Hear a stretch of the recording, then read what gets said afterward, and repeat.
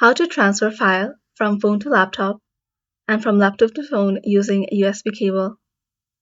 Hello guys, this is Sarah from Create, Login, and Delete. Let's get started.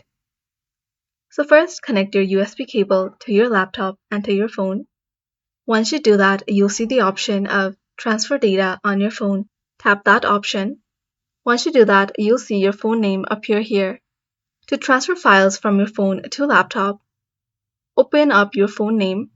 You'll see all the files of your phone listed inside of this. Select the file that you want to transfer.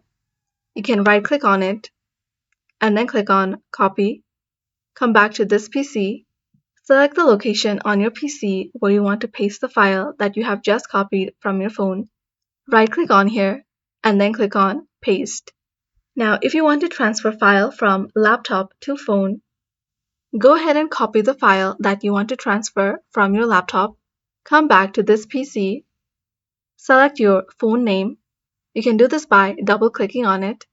Right-click here and then click on Paste to paste the file from the laptop to your phone. So this is how to transfer file from phone to laptop and laptop to phone using a USB cable. Thanks for watching till the end, and don't forget to like, share, and subscribe.